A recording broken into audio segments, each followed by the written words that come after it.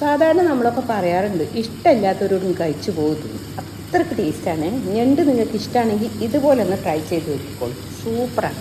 അപ്പം നമുക്ക് നോക്കാം.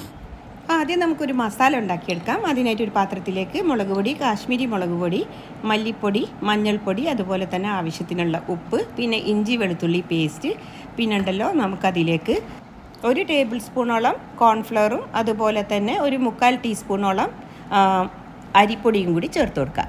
ഇനി നമുക്കതിലേക്ക് കുരുമുളക് പൊടി, പെരിഞ്ജീരകത്തിൻ്റെ പൊടിയും കൂടി ചേർത്ത് കൊടുക്കാം. പിന്നെ നമുക്കതിലേക്ക് ഒരു നാരങ്ങ പിഴിഞ്ഞൊഴിച്ച് കൊടുക്കാം. അതുപോലെ തന്നെ ഇനി കുറച്ച് വെള്ളവും കൂടി ചേർത്ത് നന്നായിട്ട് തന്നെ നമുക്കൊന്നങ്ങ് മിക്സ് ചെയ്തെടുക്കാം. അപ്പോൾ ഇത്രയേ ഉള്ളൂ. ഇതിലേക്ക് നിങ്ങൾക്ക് വേണമെങ്കിൽ ഫുഡ് കളർ ആഡ് ചെയ്യാം കേട്ടോ. ഞാനിപ്പോൾ ഫുഡ് കളറൊന്നും ചേർക്കുന്നില്ല. ഇനി വേണമെന്നുണ്ടെങ്കിൽ ചേർത്ത് കൊടുക്കാം.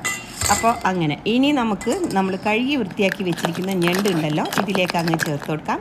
എന്നിട്ട് നന്നായിട്ടൊന്ന് മിക്സ് ചെയ്തെടുത്തതിന് ശേഷം ഒരു അരമണിക്കൂർ ഇതൊന്ന് റെസ്റ്റ് ചെയ്യാനായിട്ട് മാറ്റി വെക്കാം കേട്ടോ.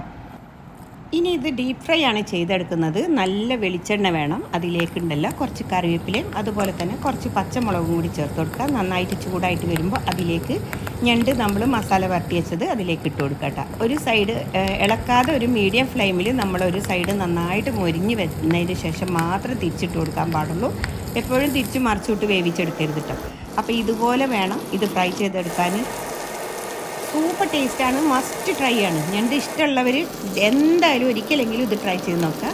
അതുപോലെ തന്നെ ഇഷ്ടമായിട്ടുണ്ടെങ്കിൽ ലൈക്ക് ചെയ്യാനും ചാനൽ സപ്പോർട്ട് ചെയ്യാനും നിങ്ങളുടെ അഭിപ്രായങ്ങൾ അറിയിക്കാനും മറന്നു പോകരുത്. പുതിയൊരു വീഡിയോയുമായി നമുക്ക് പെട്ടെന്ന് കാണാം. Thank you for watching.